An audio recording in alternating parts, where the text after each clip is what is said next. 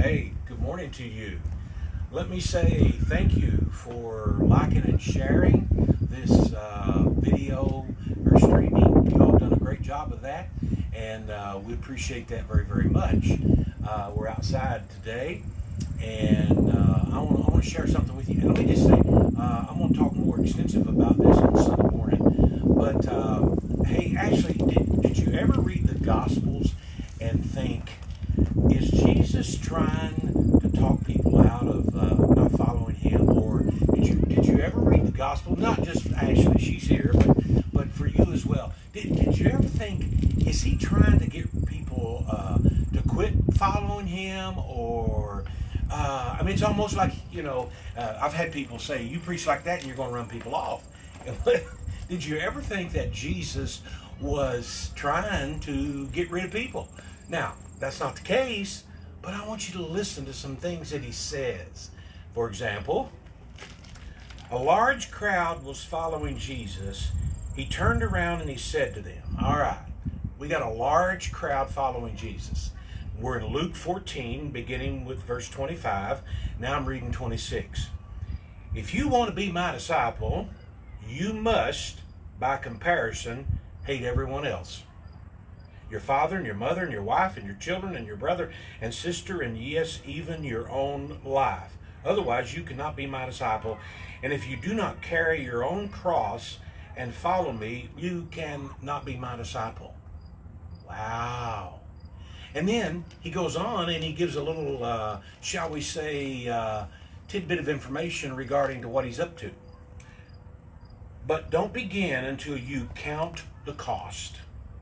For who would begin construction of a building without first calculating the cost to see if there is enough money to finish it? Otherwise, you might complete only the foundation before running out of money, and then everyone would laugh at you. They would say, there's a person who started that building and couldn't afford to finish it.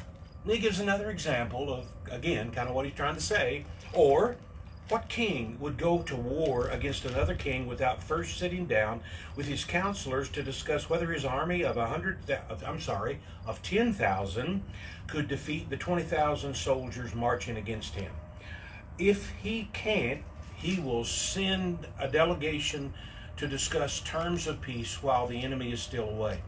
So you cannot be my disciple without giving up everything you own. Man, that's some pretty heavy stuff. That ain't gonna get you a crowd. But wait a minute. Wait before you come to that conclusion. Oh yes, it will. Oh yes, it did. He taught that to his disciples, and they followed, and they gave up it all. They gave it all up. Hey, they placed everything else secondary to him, and they changed the world. And so I was thinking about that. As I said, I'm going to share more detail about this on Sunday morning. But here's the takeaway. Here's the takeaway. If someone can talk you in to following Jesus, the enemy can talk you out of it when the pressure's on. And so Jesus wants those huge crowds. He wants them to follow him. He wants followers. He's not willing that any should perish, but all come to repentance. By all means. He's not trying to get rid of people. He's not trying to run people. He's not trying to turn off people. He's actually trying to turn people on to, here's the deal, gang. If it's not worth dying for, it won't be worth living for.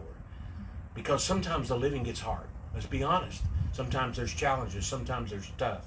It's tough. And so I just want you to, just know now that there will be those challenges, and count the cost. And I can tell you, if you do the math, it comes out Jesus. It really does. He's the way, he's the truth, and he's the life.